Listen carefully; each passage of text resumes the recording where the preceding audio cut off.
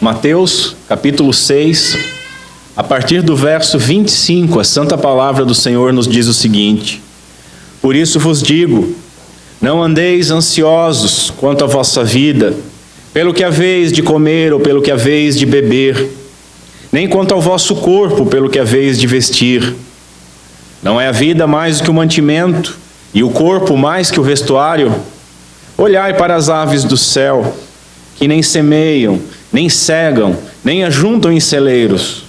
O vosso Pai Celestial as alimenta. Não tendes vós muito mais valor do que elas? E qual de vós poderá, com todos os seus cuidados, acrescentar um côvado à sua vida? E quanto ao vestuário, por que andais solícitos? Olhai para os lírios do campo, como eles crescem, não trabalham, nem fiam. E eu vos digo que nem mesmo Salomão, em toda a sua glória, se vestiu como qualquer um deles. Pois se Deus assim veste a erva do campo, que hoje existe e amanhã é lançada no forno, não vos vestirá muito mais a vós, homens de pequena fé. Até aqui. Curva sua cabeça mais uma vez, vamos mais uma vez ao Senhor em oração. Senhor Deus, nosso Pai, tem misericórdia de nós. Tem misericórdia de nós, Senhor. Tem misericórdia daqueles que me ouvem. Tem misericórdia de mim ao proclamar a Tua santa palavra.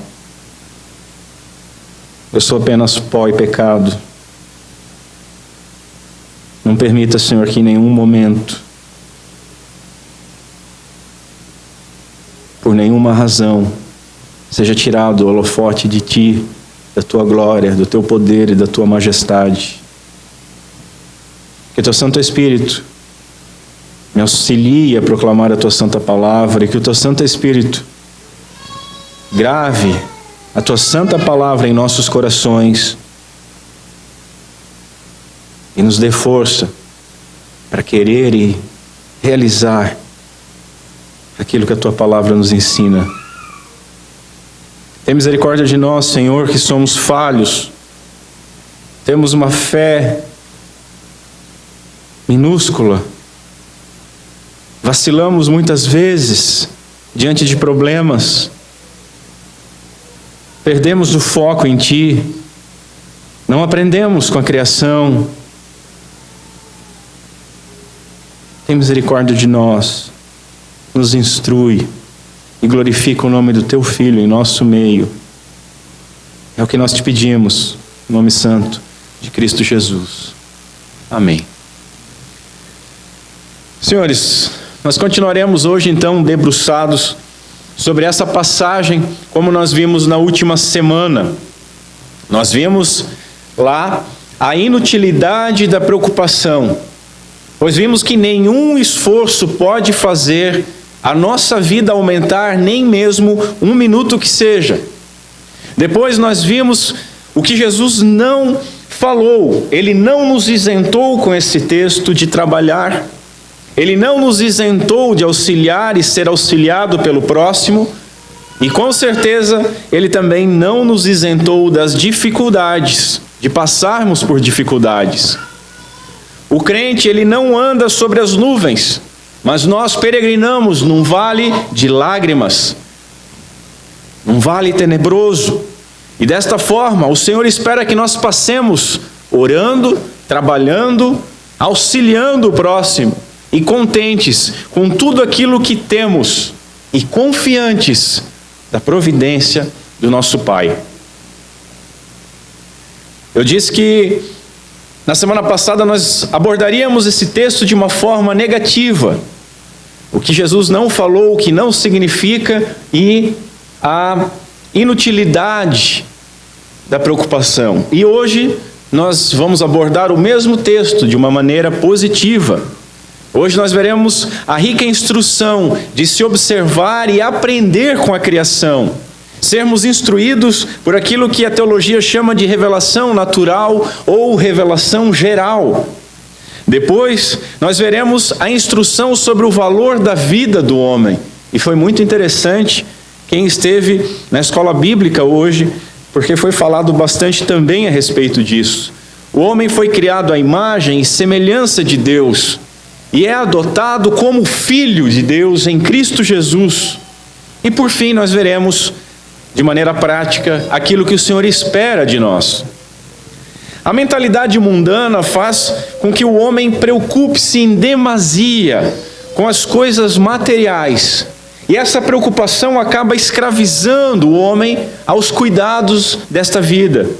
A ansiedade, ela é produzida pelo amor ao dinheiro, naqueles que têm recursos e naqueles que não têm recursos. Uns porque não querem perder o que têm ou querem mais, e os outros porque se perdem, desejando ter coisas que às vezes nem necessárias são. No caso do texto, na abordagem que nós faremos hoje, vamos ver que preocupações sinceras, como comida, bebida, roupa, são preocupações sinceras e até de certa maneira puras. Roupa, comida e bebida para nós e para os nossos dependentes. Todas essas coisas podem se transformar em algo pecaminoso quando rouba a nossa paz por meio da ansiedade, quando rouba a nossa fé por meio da preocupação. Jesus aqui novamente reduz as nossas opções em duas alternativas e confronta essas duas alternativas. O nosso comportamento, ele é mundano e incrédulo. O nosso comportamento confia em mamon, nas riquezas, nas posses, nos bens. Ou o nosso comportamento é daqueles que conhecem a Deus, que confiam em Deus como Pai, daqueles que aprenderam com a natureza. A nossa escolha básica quanto a qual dos dois mestres nós desejamos servir afetará radicalmente a nossa atitude com ambos, porque nós amaremos a um e desprezaremos ao outro. O texto inicia com por isso, ou portanto em algumas traduções. Isso demonstra uma conexão com todos os textos que nós temos observado nas últimas semanas, onde Jesus tem confrontado várias coisas. As escolhas sobre onde nós depositamos o nosso coração, nas riquezas do mundo ou no céu. Os nossos olhos, a nossa mentalidade, ou são luz ou são trevas. E isso vai definir quem é o nosso Senhor, a quem nós servimos e a quem nós amamos. Se nós fizermos essas escolhas corretamente, então nós devemos ter uma mentalidade regenerada, que confia em Deus e busca o seu reino, e que não anda ansioso por coisas terrenas, porque bem-aventurados confiam, e bem-aventurados creem que Deus sabe, e que Deus supre cada uma destas necessidades. O tema, senhores, é importantíssimo. E é urgente, porque fala diretamente com cada um de nós, seja a situação que nós estejamos vivendo, ou uma situação de dificuldade, ou uma situação de prosperidade. Em todas elas nós corremos risco. Antes de nos convocar a agir, Jesus ele nos convoca a pensar. E nós devemos meditar nesses textos mesmo, porque Jesus ele repetiu bastante. E ainda na próxima semana nós vamos ver o complemento, a cereja do bolo de toda essa parte, de toda essa instrução do nosso Senhor. Em primeiro lugar, então, vamos ver o que Jesus ensinou através dos exemplos da criação. Nós temos que aprender com a criação. Observai as aves, verso 26. Esse verbo, observai, ele não implica uma observação detida, mas ele implica uma observação dos testemunhos que estão diante dos nossos olhos, que nós deveríamos simplesmente olhar por essa janela e vermos, e entendermos. Olhem as aves, elas, como é evidente, elas têm o seu alimento garantido pela divina providência. Elas têm o seu alimento garantido. Vejam, Jesus está fazendo das aves os nossos professores e mestres, diz Lutero. Eu vou fazer uma citação um pouco longa de Lutero, que eu acho maravilhosa, e peço que os irmãos prestem atenção. Vejam, Jesus está fazendo das aves nossos professores e mestres. É uma grande e permanente vergonha para nós o fato de que, no Evangelho, um frágil pardal se torna teólogo e pregador para o mais sábio entre os homens. Portanto, sempre que você ouvir a voz de um rouxinol, você está ouvindo um excelente pregador. E é como se ele estivesse dizendo: eu prefiro estar na cozinha do Senhor. Ele fez céu e terra, e Ele mesmo é o cozinheiro e o anfitrião. Em outro texto, Lutero diz o seguinte: animal nenhum trabalha para ganhar o sustento. E prestem atenção como Lutero foi perspicaz aqui. Animal nenhum trabalha para ganhar o sustento, mas cada qual tem a sua tarefa. Depois procura e acha alimento. O passarinho esvoaça e canta e faz o ninho e gera a prole. Esse é o seu trabalho. Dele, porém, não lhe provém o sustento. Assim também o ser humano, ele deve e tem de trabalhar e realizar algo, sabendo, porém, que alguém outro o alimenta e não o seu trabalho, ou seja, a rica bênção de Deus. Ainda que possa parecer que é o trabalho que lhe dá sustento. Por quê? Porque sem trabalho Deus nada concede. Da mesma forma, o passarinho que não semeia nem colhe teria de morrer de fome se não fosse voar à procura do alimento. Mas o fato de encontrar alimento não é mérito do pássaro, é bondade de Deus. Pois quem colocou ali o alimento para que o encontrasse? Se Deus nada colocar, ninguém encontrará nada, mesmo que o mundo inteiro se matasse trabalhando e procurando. Eu precisei trazer essas duas citações para os senhores, porque eu achei maravilhosa, não tinha como parafrasear, não tinha o que acrescentar nada aqui. É maravilhoso. Ao indicar que nós observássemos os pássaros, Jesus ele não está nos convidando a uma passividade.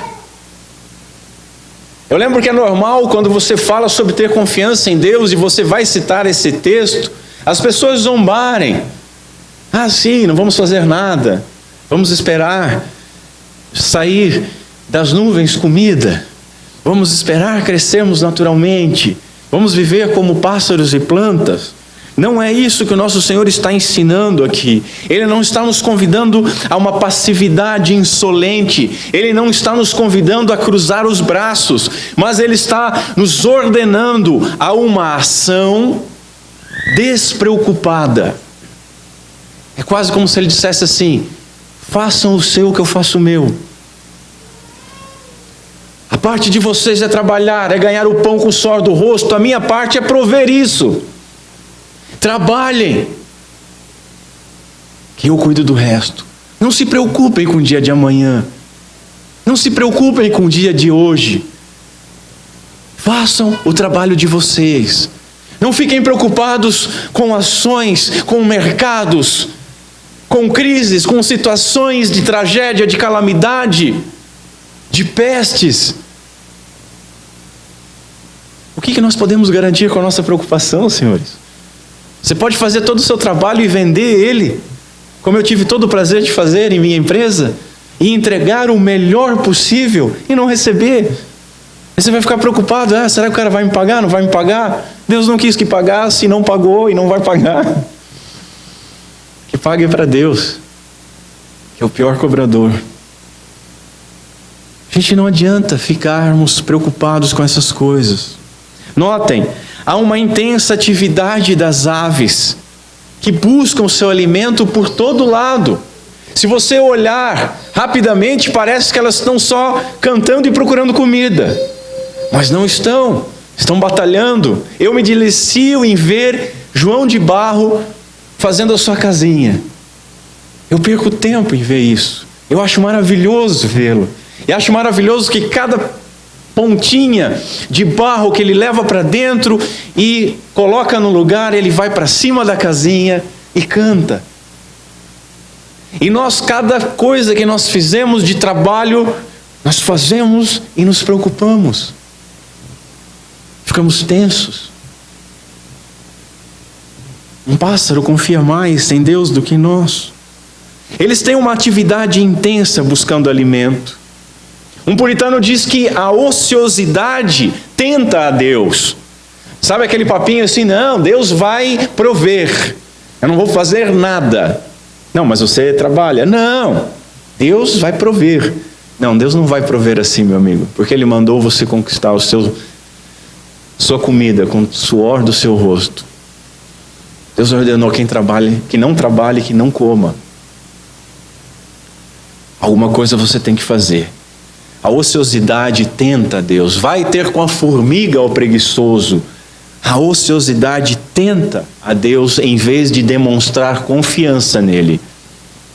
Mas aquele que provê para as criaturas inferiores, sem que trabalhem para isso, porque a atividade dos pássaros é outra, proverá muito mais para nós, abençoando o nosso trabalho, que Ele nos deu como nosso dever.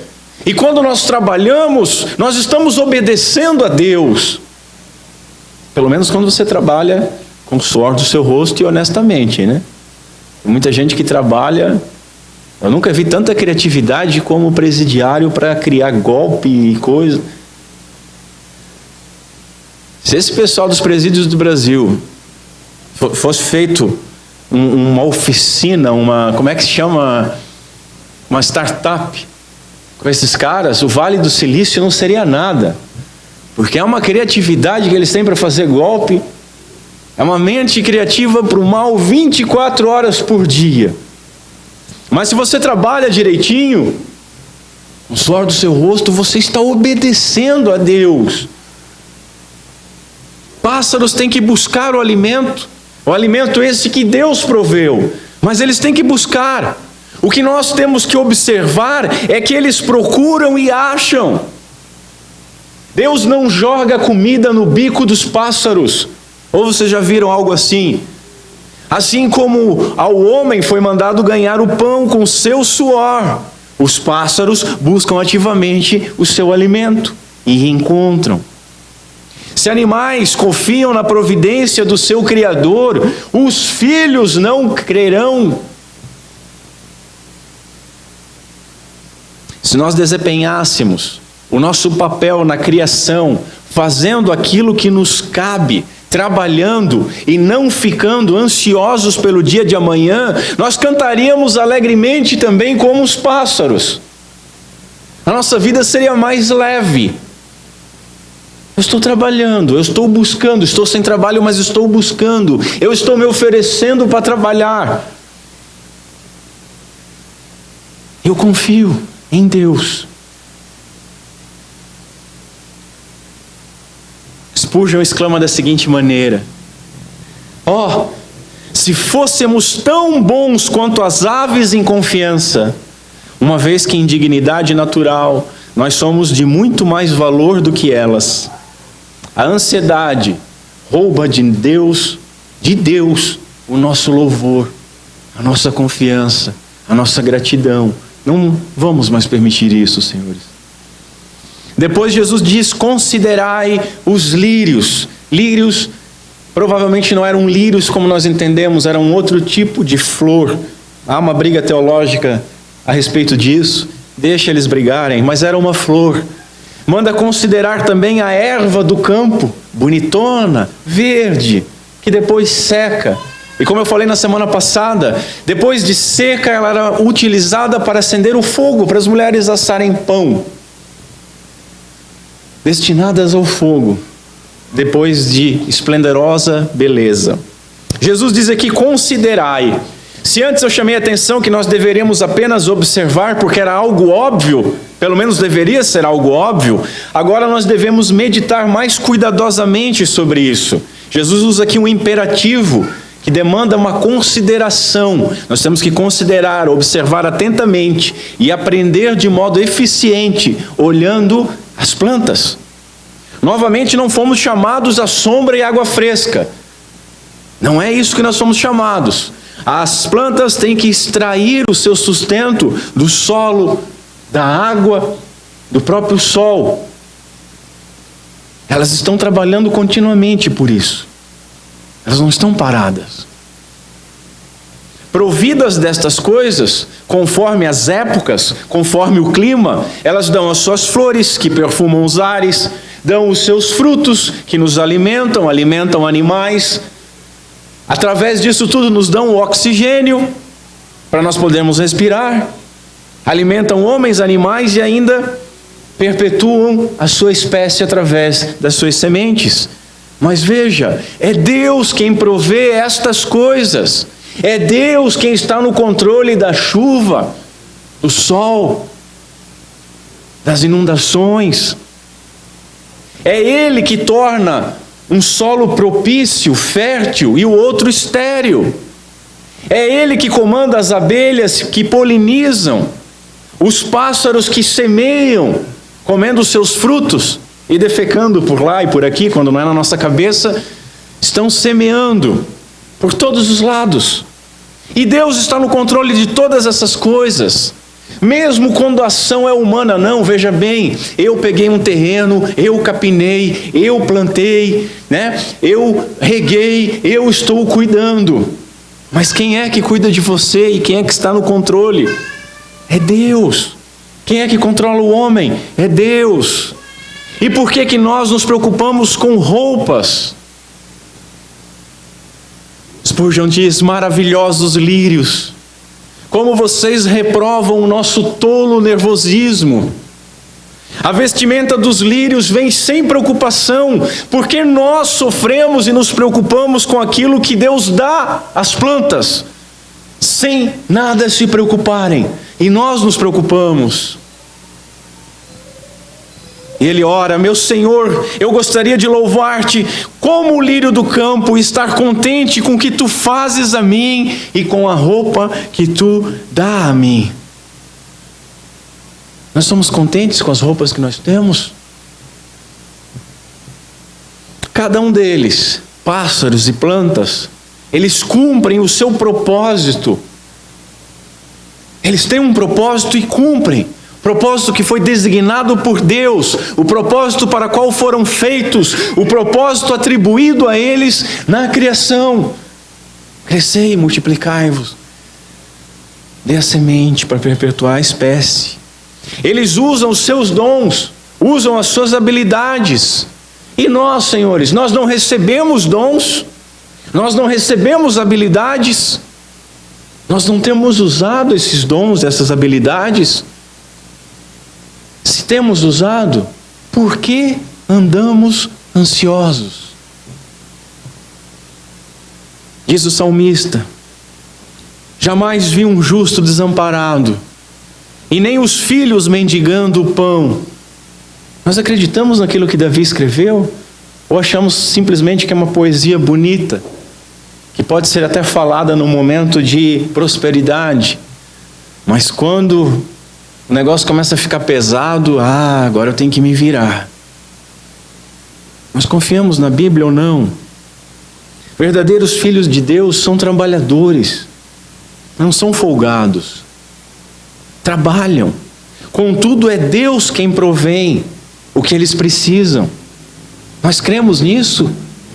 Ou você crê que é os reais que você ganha por mês que provém o teu sustento?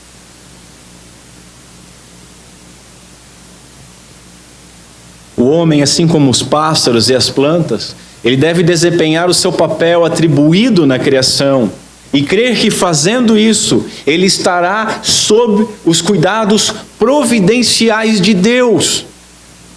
Quando nós estamos obedecendo a Deus, nós estamos debaixo da sua bênção. A natureza toda depende de Deus, e Ele nunca falha, diz um teólogo.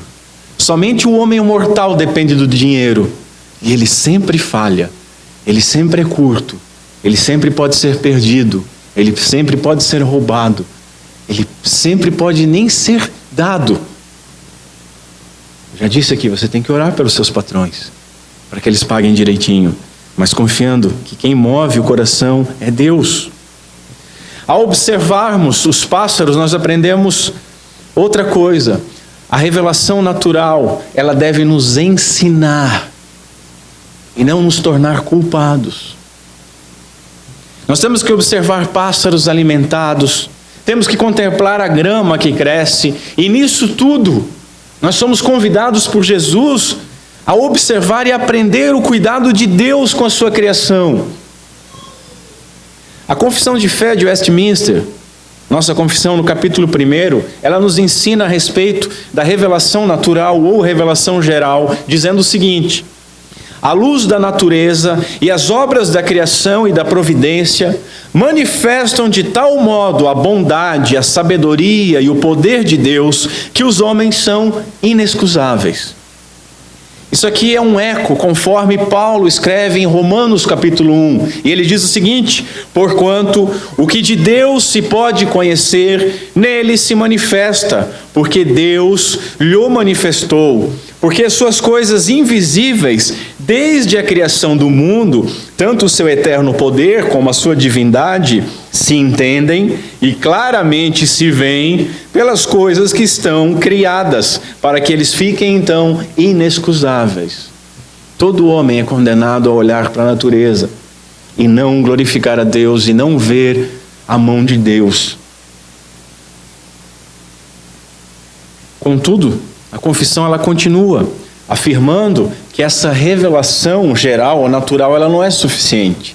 Ela é suficiente para condenar o homem que não glorifica a Deus. Mas você, quando para diante de uma cachoeira, diante de uma árvore frondosa, ou diante de um pássaro cantando, você não olha para essa cachoeira e diz assim: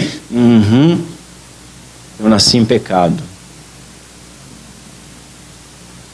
Não havia chance alguma de eu ser salvo. Mas o Deus que criou enviou o seu Filho. E Ele morreu e ressuscitou por mim. E agora, se eu crer nele com a fé que o Espírito Santo me der, eu sou salvo. Não acontece isso, não vai acontecer. Se acontecer, você tem problema, tem que... A confissão continua dizendo: isso não é suficiente. E aí ela diz: para dar aquele conhecimento de Deus e de sua vontade que é necessária à salvação, Deus se agradou em diversos tempos, em diversos modos, revelar a si mesmo e a sua vontade à sua igreja. Depois, para a melhor preservação e propagação da verdade, para o mais seguro estabelecimento e conforto da igreja, contra a corrupção da carne, contra a maldade de Satanás e do mundo, foi o Senhor igualmente servido fazê-la escrever toda. O que ele está falando aqui? A palavra de Deus, da Bíblia. É aquilo que nós chamamos de revelação especial de Deus, as Escrituras. Qual que é o meu ponto aqui? Por que eu estou falando isso? Todo homem, ele fica indesculpável diante de Deus por não reconhecer e glorificar o Criador observando a natureza. Isso condena todo homem. Mas o bem-aventurado, o crente, o Filho de Deus, ele não é todo homem. Ele foi regenerado pelo Espírito Santo de Deus e pode agora ler e compreender as Escrituras. Cuidemos, porque há grande responsabilidade aqui. Nós não podemos deixar que aquilo que é bênção e graça nos acuse duplamente. O homem natural ansioso, ele não conhece o Deus das Escrituras. Ele é condenado por essa revelação geral, pela natureza. Mas o crente ansioso, ele é culpado por não ver e não crer nas obras da criação e da providência, e duplamente culpado, pois a Escritura revela um Deus Criador, que é o seu Pai e que é o seu Salvador. Unindo essas duas revelações, deveria ser claro que, se Deus cuida assim de passarinhos, se Deus veste assim a erva do campo, e se Deus adotou esse homem em Cristo Jesus, sendo agora o seu Pai Celeste, não haveria de cuidar muito mais deste homem de pequena fé do que de pássaros e do que erva? O mundo que vemos e a leitura que dele fazemos nos diz algo sobre o nosso Criador e Provedor, aquele que um dia criou e agora sustenta todas as coisas. Senhores, nós temos enxergado com bons olhos, os olhos bons, os olhos de luz, a criação. Nós temos aprendido com ela sobre o nosso Pai. Nós cremos na Bíblia que nos instrui a respeito dessas coisas. Que Deus nos ajude. Em segundo lugar, o que Jesus ensinou sobre a vida do homem. Diz ele no verso 25, não é a vida mais que o mantimento e o corpo mais do que o vestuário. Veja, ele diz assim, não fiqueis ansiosos. Jesus aqui ele usa um imperativo presente. Isso significa que não é para estar nunca, com uma negativa, né? É um imperativo presente, não fiquem ansiosos nunca. É como se ele estivesse dizendo algo assim, não tenhais esse mau hábito, não vivam desta maneira, não fiquem ansiosos. A expressão demonstra uma mente dividida entre fé e preocupação. E nós vimos que uma mente dividida não dá certo. Qualquer coisa que faça com que o homem olhe e não enxergue algo característico da pessoa que não possui bons olhos, que não possui uma boa mentalidade e que por estar em trevas acaba então não enxergando as evidências do cuidado divino, andando assim inquieto, ansioso e preocupado, carregando assim um peso que não precisaria carregar. O termo que Jesus usa é o mesmo usado no verso 27, deixando claro que mesmo com toda a ansiedade, com todos os cuidados, é inútil. Não andeis cuidadosos, é inútil. É inútil. Não muda nada, não muda um minuto da vida de ninguém. Nem todo esforço do homem pode aumentar um mísero minuto na sua vida. Nós vimos o cuidado divino com a criação. E o nosso Senhor faz agora uma pergunta que é absurdamente desconcertante. Ele diz, não é a vida mais que o mantimento? E não é o corpo mais que o vestuário? É uma pergunta óbvia. É uma pergunta vergonhosa de se ouvir. É uma pergunta que expõe o óbvio, que o ansioso não consegue enxergar. É uma pergunta que espera uma única resposta, uma única razoável e correta resposta. É claro, a vida é mais que o mantimento, é claro, o corpo é mais do que as vestes, é claro. Muito mais, diz o texto. Esse muito mais aqui é interessante. Esse termo, muito mais, vem da palavra pleion, que vem de uma raiz que é polis. Significa numeroso, grande multidão, quantidade. Daí vem o termo polis, daí vem o termo metrópole. Metro, uma medida, uma unidade de medida, polis, muita gente numa pequena unidade de medida, é uma cidade grande, metrópolis. Por que isso é interessante para nós? Porque Jesus usa esse termo para dizer que a vida é muito mais. Ou seja, a vida é muito mais valiosa que o mantimento e o corpo muito mais valioso que a roupa. Assim como uma multidão é muito mais numerosa do que uma pessoa. Muito mais. Nós temos uma argumentação interessante.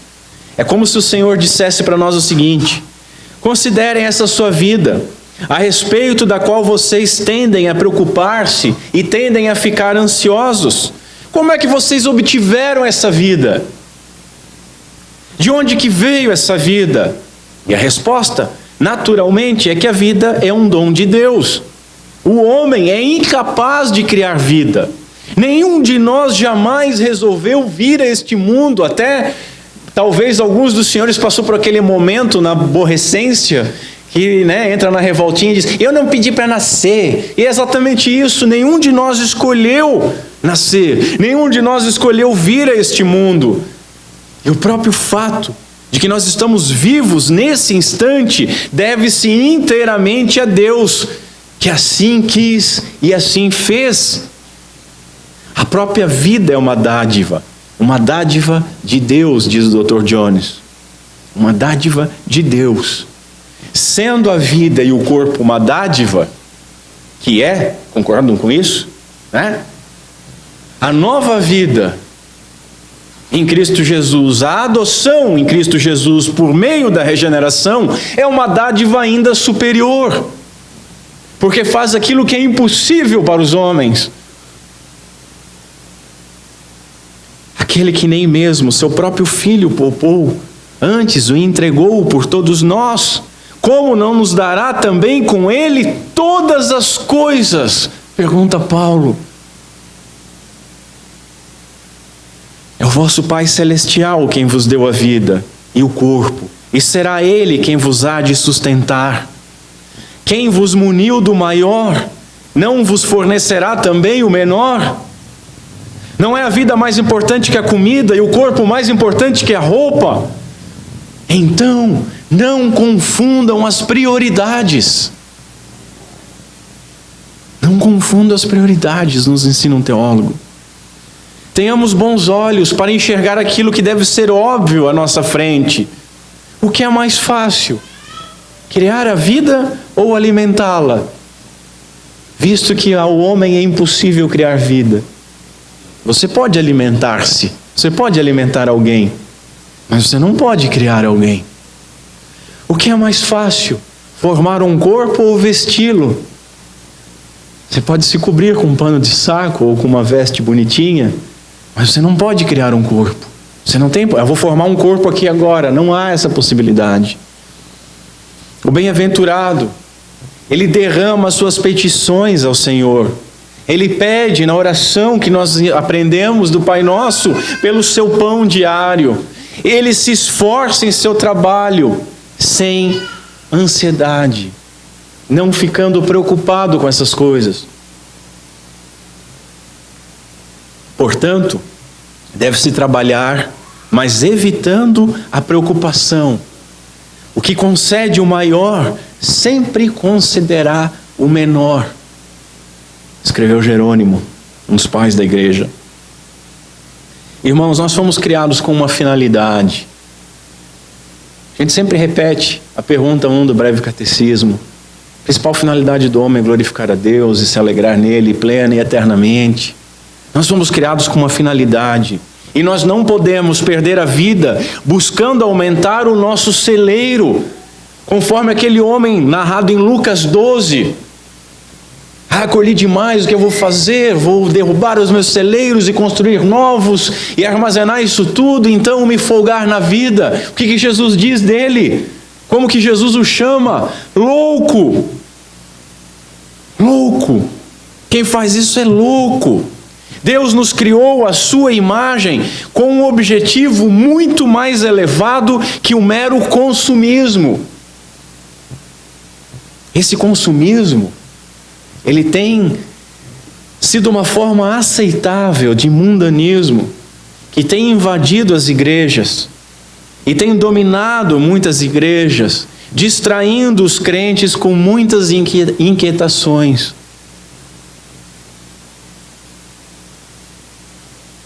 Lembremos de quando Jesus, ele repreendeu Marta. O que ele diz?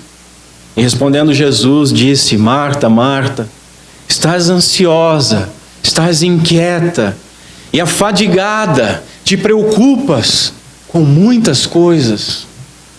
Marta estava distraída por essas coisas e acabou deixando de lado aquilo que era essencial. Jesus aqui não está dizendo: vivam todos como Maria aos meus pés. Mas quantas vezes nós largamos o essencial porque estamos inquietos e preocupados, afadigados? É o mesmo caso da semente que caiu entre espinhos. Ela foi sufocada.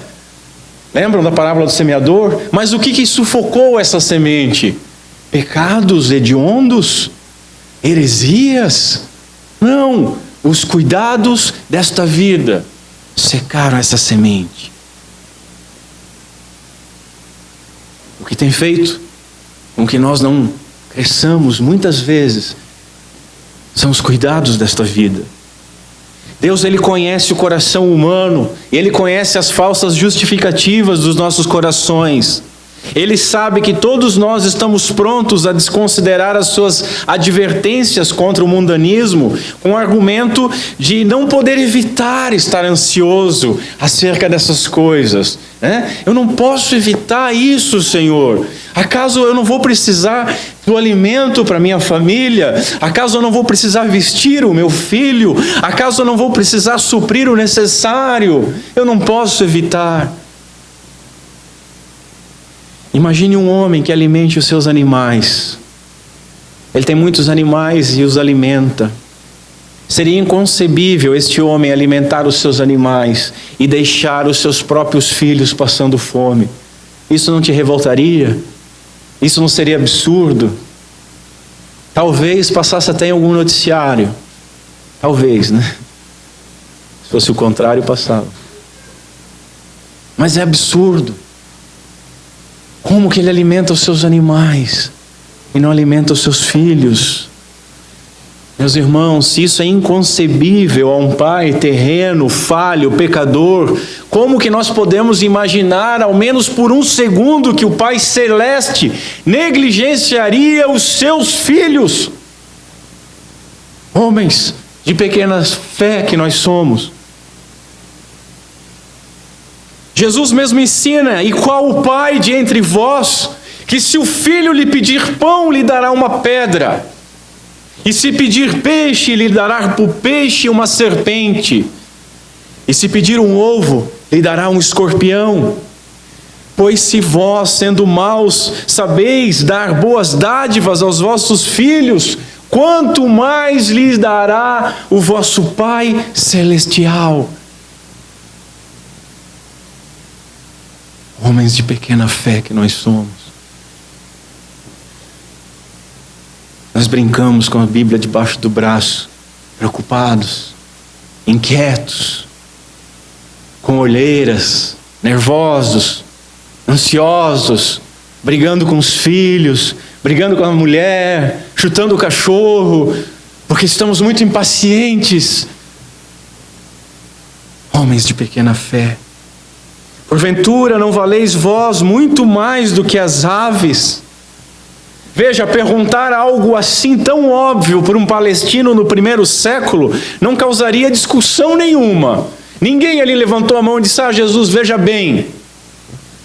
Hoje, entretanto, nós vivemos numa cultura estranha, numa cultura tão invertida, que ovos de tartarugas são considerados mais valiosos que embriões humanos. Nos chama a atenção Sproul. Se não for a totalidade, para não generalizar, mas a grande maioria dos ativistas, dos ecoativistas, são pró-aborto. Cuidem, vamos salvar as tartarugas, mas vamos livrar a mulher daquele incômodo que é uma criança. Se você der um tapa no mico-leão dourado, não faça isso por favor, mas se você der um tapa no mico-leão dourado, você vai preso. É um crime, é inafiançável. Todavia, se você matar alguém, dependendo do processo, você responde em liberdade. Quando nós vimos hoje na escola bíblica, a vida pertence a Deus, e aquele que tira uma vida deve pagar com a sua própria vida. Hoje a gente vê dentro da igreja cristãos querendo ser mais santos que Deus, dizendo: não, o crente tem que ser contra a pena de morte. É inconcebível. Senta lá e discute com Deus então, filhão. Nós não somos mais santos que Ele. Se você matar uma pessoa, você responde o inquérito em liberdade. Se uma mulher matar o seu filho dentro do útero e ainda ficar ferida, nós, com o nosso dinheiro, através do Estado, vamos pagar tratamento, hospital, psicólogo.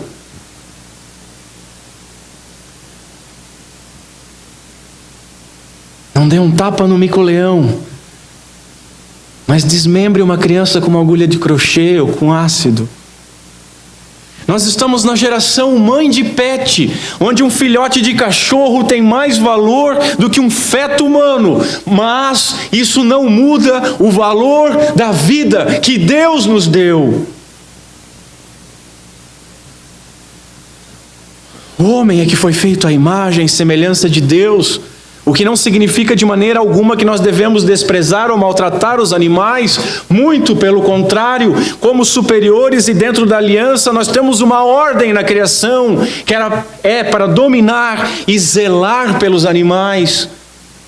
Deus se importa com os animais, Ele alimenta os animais, Ele preserva os animais, como nós vemos no livro de Jonas, na história de Jonas. Jonas ficou sentidinho porque Deus não destruiu Nínive.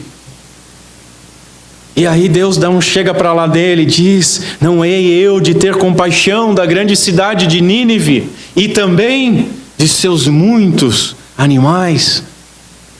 Deus se preocupa com animais. Nós devemos reaprender com os autores bíblicos, nós devemos reaprender com os puritanos a respeito da soberania total de Deus. Soberania total de Deus. Faça o seu trabalho, semeie, colha, armazena o produto da terra em celeiros, mas nunca esqueça, porém, de que todo o resto está nas mãos de Deus. É possível que nós tenhamos a melhor semente disponível no mercado. É possível que alguém tenha o melhor arado, tudo quanto se torna necessário para a semeadura, a melhor água, a melhor terra, a melhor localização. Entretanto, se Deus retiver a luz solar, a chuva, esse alguém não vai conseguir obter uma boa colheita. Você pode ter as melhores costureiras, você pode ter os melhores padeiros, confeiteiros, você pode ser um destes, mas se Deus não abençoar o seu trabalho, você pode trabalhar em vão. Você depende de Deus. Em última análise, Deus está por detrás de tudo. O homem tem o seu devido lugar, o homem tem o seu trabalho, mas é Deus quem dá o crescimento. E é dessa realidade que nós jamais devemos esquecer de maneira alguma, aplicando ela sempre, em cada uma das circunstâncias das nossas vidas. É Deus quem está no comando, no controle. Um puritano diz ainda que nós não devemos ficar ansiosos pelos confortos da nossa vida. E aqui a metade da atual igreja brasileira jogaria pedras em mim por citar. Porque cabe ao Senhor torná-la doce ou amarga. Senhores, quem controla a nossa vida é Deus. Se Ele quiser que ela seja doce, ela será. Se quiser que seja amarga, ela será. Jesus exorta com amor. O Pai não vestirá muito mais a vós, homens de pouca fé. Veja, homens de pequena fé, homens de pouca fé, são cidadãos do reino, que receberam a sua medida de graça. E mesmo que tenham recebido a fé do tamanho de uma semente de mostarda, somente tem essa fé, porque foi concedida pelo Pai através do Espírito Santo. É dom. E ainda que tenham a fé do tamanho de uma semente de mostarda, o que receberam basta tanto para serem salvos, quanto para remover montanhas. Nós devemos usar a nossa fé para remover e lançar no mar as montanhas de ansiedade. Nós precisamos lançar no mar as montanhas de insegurança. Precisamos lançar fora as montanhas de preocupações, pois elas são pesadas e inúteis. Se tivéssemos mais fé, teríamos muito menos preocupações, escreve um puritano. Veja, Cristo está falando com os seus discípulos. Esse não é um sermão evangelístico. Ele está falando com crentes. Espero que conosco. Nós não fomos destinados ao fogo como as ervas secas. Agora responda: se Deus veste ervas do campo de maneira mais excelente que o rei Salomão, Ele não faria muito mais por nós? Homens de pequena fé que nós somos, nós recebemos aqui, senhores, um encorajamento, pois nós aprendemos que a promessa de provisão contempla homens de pequena fé. Mesmo que a sua fé seja pequena, a minha fé seja pequena, somos contemplados. O Pai não vestirá muito mais a vós, homens de pequena fé. Mas nós também recebemos aqui uma amorosa exortação. Nós não devemos nos acomodar nessa pequena fé, mas exercitá-la. Que possamos clamar junto com os discípulos: acrescenta-nos, aumenta-nos a fé. Que possamos clamar com aquele pai narrado em Marcos 9: eu creio, me ajuda na minha falta de fé. Pensar que o Senhor, que veste os lírios, deixará os seus próprios filhos nus, é vergonhoso. Ó pouca fé, aprenda melhores modos, escreve Spurgeon, citando o Senhor pouca fé, do livro puritano de John Bunyan. Ó Senhor pouca fé, tenha bons modos. É ridículo, é insano. Meu terceiro ponto, que são as aplicações. O que Jesus espera de nós com esse ensino? Orar deve ser a primeira coisa que nós fazemos. Vesta, a esposa do Sproul, sempre dizia para ele: não deveríamos ficar de joelhos antes de nos preocupar, em vez de deixarmos a preocupação ser o gatilho para orarmos com mais fervor? Isso é uma verdade. Eu vejo até nisso graça, porque Deus utiliza muitas vezes das provações e das dificuldades para nos chamar de volta. Nos dá um tapinha nas costas e vem cá, filho, vem. Ajoelha aqui e vamos conversar um pouco. O trabalho, senhores, deve ser somado à oração, e a nossa oração deve conduzir o nosso trabalho. Nós devemos dar ao Senhor o nosso melhor diariamente. Não saia da cama antes de falar com Deus. Não leia nada antes de ler a palavra de Deus. Peça por Deus o seu sustento para ser guardado. Nós devemos ser diligentes em nosso trabalho e prudentes em ajustar as nossas despesas àquilo que nós ganhamos. E devemos também orar pelo pão de cada dia. Senhor, dá a nós, dá à nossa comunidade o nosso pão cotidiano. E se todos os outros meios falharem, nós podemos e devemos pedir alívio e provimento, porque fizemos as coisas corretamente. O remédio que Jesus oferece para combater a ansiedade é a confiança em Deus Pai. E essa confiança, ela se desenvolve por meio da oração. Não estejais inquietos por coisa alguma, diz a palavra de Deus. Olha ali, não estejais ansiosos, não estejais inquietos, ansiosos por coisa alguma. Antes, as vossas petições sejam em tudo conhecidas diante de Deus, pela oração, pela súplica, com ações de graça. E o que continua a escrever Paulo? E a paz de Deus, que excede todo o entendimento, guardará os vossos corações e os vossos pensamentos em Cristo Jesus. Filipenses 4. Nós ficamos mais preocupados do que o tempo orando. E é por isso que nós ficamos tanto tempo preocupados.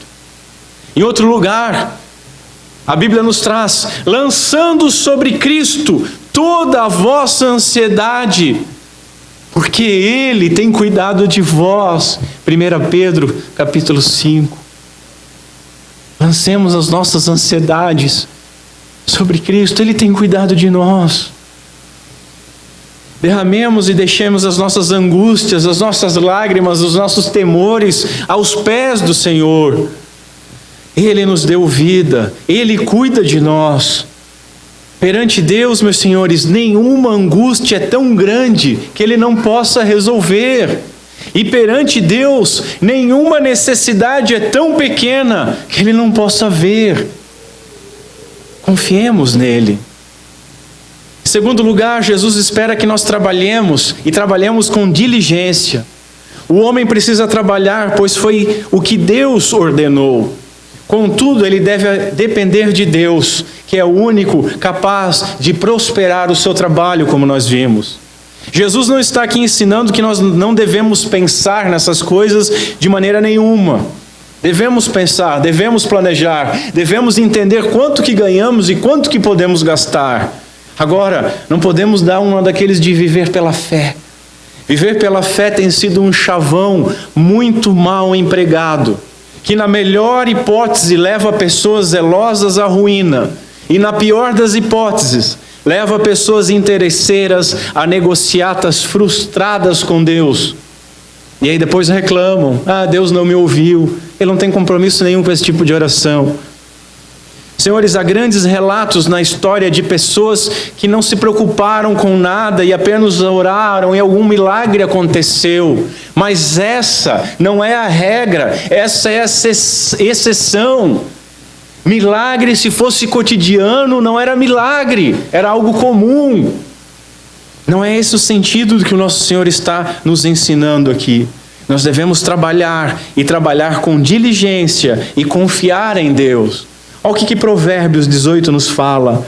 O que é negligente no seu trabalho é também irmão do destruidor. Não sejamos nós irmãos do destruidor, mas que sejamos zelosos no trabalho, confiando em Deus. Terceiro lugar, Jesus espera que nós não andemos ansiosos com comida, com bebida, que nós precisamos para viver, nem com a roupa que nós precisamos para nos vestir. São coisas simples. É assustador, diz o Dr. Lloyd Jones, é assustador observar-se quantas pessoas parecem viver inteiramente dentro desses estreitos limites: alimento, bebida, vestuário. Parece que isso representa a totalidade da sua vida. Quer uma prova? Quer um teste disso? Rede social. O que mais tem de foto em rede social? Gatos. Depois disso, ou antes disso, é foto de comida, é foto de bebida e é foto de roupa. Tem gente que parece que vive só para isso. Com um olho mau, uma mentalidade mundana, nós transformamos aquilo que é dado para nós como bênção, aquilo que é dado para nos servir. Nós nos transformamos em servos dessas coisas, vivemos para essas coisas.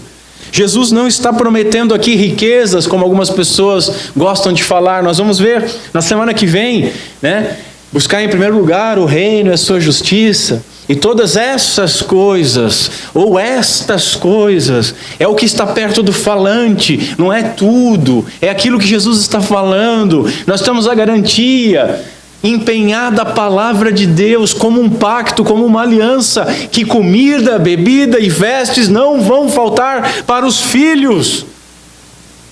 E nós vivemos escravizados por essas coisas. Jesus não promete riquezas, mas Ele promete o provimento daquilo que é necessário para a vida do bem-aventurado. Nós cremos nisso. O que é necessário para a nossa vida? Quarta aplicação, Jesus espera que aprendamos com a criação. Preocupar-se com o que comer e beber equivale a não ter aprendido absolutamente nada com a criação. Se a ordem criada testifica o eterno poder e a natureza divina de Deus, conforme Paulo fala, também testifica da sua providência. Nos ensina que Deus não só criou, mas Ele soberanamente providencia, zela todas as coisas. Vimos anteriormente sobre os bons olhos. Olhos de luz, olhos que enxergam as coisas, que não vivem em trevas. Jesus tinha esses bons olhos. Era assim que Jesus via. Ele via a mão de Deus, ele via a perfeição da criação, ele via a glória do Deus Todo-Poderoso. Dr. Lloyd Jones diz que a minúscula flor, que talvez nós nunca contemplemos, talvez pessoa nenhuma nunca contemple durante todo o decurso da sua breve existência, e que aparentemente está desperdiçando a sua fragrância na atmosfera do deserto, não obstante, é perfeitamente vestida por Deus. Ora, isso é um fato, não é mesmo?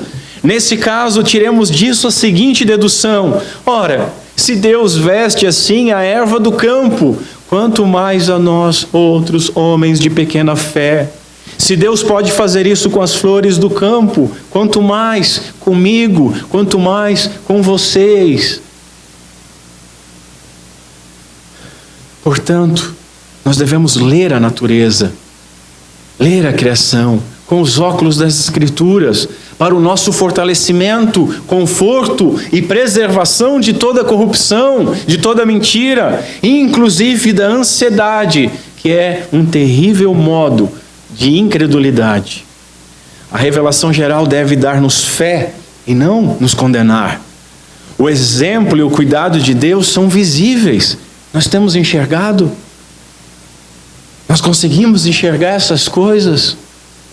Quando você estiver preocupado, desesperado, porque uma conta não vai fechar, dá uma olhada pela janela. Lembra? Pensa, medita se você é filho de Deus. Medita se tem faltado comida aos nossos pássaros comuns aqui, aos bentivis, aos sabiás, às andorinhas, aos pardais. Pardal é um rato de asa. E Deus sustenta. Não vai sustentar filho. Deus veste as plantas. Tem flores que dão uma vez por ano, morrem numa noite. Tem flores que dão onde nenhum homem vê, e Deus as veste. Ele não vai vestir nós, filhos. Quinta e última aplicação. Jesus espera que nós confiemos no Pai. E aqui eu, muito envergonhado, eu me identifico com a confissão do Sproul. Ele diz o seguinte: até hoje, como cristão, eu tenho problemas com esse texto, pois é como se Jesus falasse comigo diretamente. Se você acredita mesmo na providência divina como diz acreditar, por que é tão ansioso? Eu acho que a vergonha e a humildade deve permear toda a nossa igreja. Nós dizemos que confiamos e acreditamos na soberania de Deus. Para citar Sproul, gostamos de dizer: se uma partícula de pó estivesse fora do controle de Deus, eu jamais dormiria. Tá, você acredita nas partículas de pó, mas não acredita que Deus, seu Pai, vai te dar comida, bebida e roupa? Que soberania é essa? Essas palavras são de exortação paternal, de onde devemos extrair o mais profundo conforto. Nós temos que sair confortados apesar de humilhados. Devemos ter certeza de que se nós orarmos primeiro, venha o teu reino, o nosso pão de cada dia será providenciado por Deus, nosso Pai. Primeiro o reino e sua justiça, e essas coisas serão acrescentadas. Não andeis, pois, inquietos, dizendo o que comeremos, ou o que beberemos, ou com que nos vestiremos, porque todas essas coisas os ímpios procuram.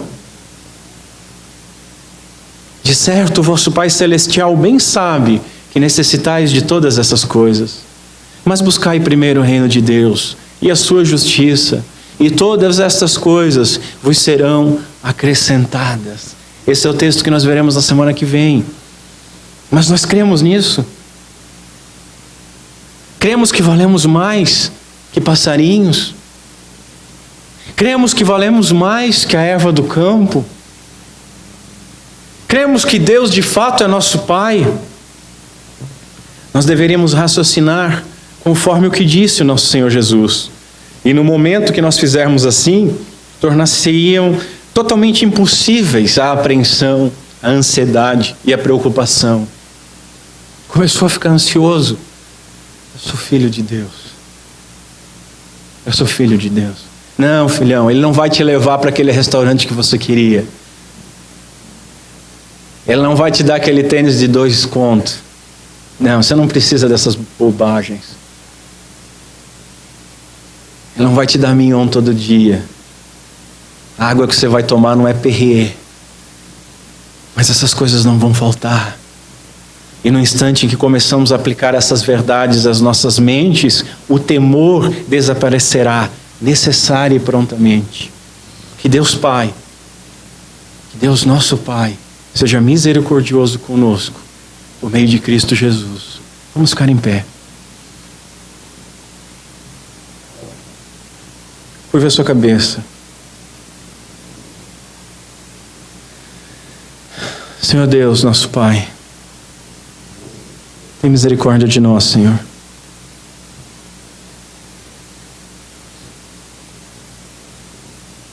Se não fosse a Tua graça, Pai, como nós somos miseráveis. Nós não confiamos em Ti. Nós andamos inquietos por aquelas coisas que Tu prometeu para nós. Nós invertemos as ordens naturais das coisas. Queremos bens para trabalhar ao invés de trabalhar pelo básico. Primeiro nós entramos em dificuldade, em problema, depois vamos a Ti em oração. Ah, Senhor, nós temos ansiedades por aquilo que nós gostaríamos de ter, mas não precisamos ter. Nós temos inveja daqueles que prosperam, porque achamos que somos merecedores de alguma coisa, que por sermos Teus filhos, nós merecíamos estar nos primeiros lugares, quando Tu nos prometeu uma vida de tribulação, de cuidado, do necessário para caminhar por um reino eterno e glorioso. Senhor, o nosso cristianismo tem sido deturpado, ano após ano, situação após situação. E nós pedimos perdão hoje. Que a palavra de hoje possa ser um conforto. Que possamos destruir os altares que construímos a ídolos, principalmente a nós mesmos, achando que devemos ser servidos por Ti.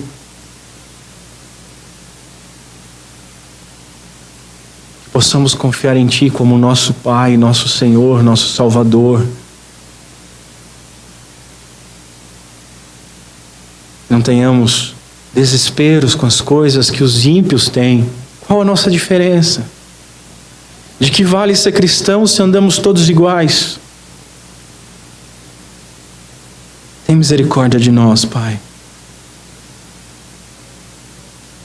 Nos ajuda a aprender com a natureza, com Teu cuidado, com as mais simples aves, com as mais simples e belas plantas e aves, as quais nós não conseguimos criar. Tu que nos deu a vida, Tu que nos deu a regeneração, nos deu Cristo Jesus, não nos daria pão, água e veste? Senhor, conforta o nosso coração, mas não conforta sem arar primeiro, sem destruir essa incredulidade. Grava essa palavra de consolo e conforto em nossos corações, para que nós possamos caminhar por esse vale de lágrimas, e quando apertados pelas vicissitudes da vida, quando humilhados, quando envergonhados, quando com lágrimas nos olhos, em momentos onde a barriga ronca, onde a boca se seca, onde a roupa se desgasta, em momentos onde nos preocupamos com os nossos filhos, com os nossos pais, que essa palavra possa ser lembrada em nossos corações, nós possamos ser alimentados e fortalecidos, possamos nos levantar e continuar trabalhando com confiança em Ti. Pedimos essas coisas, Pai, no nome santo de Cristo Jesus, nosso Senhor. Amém.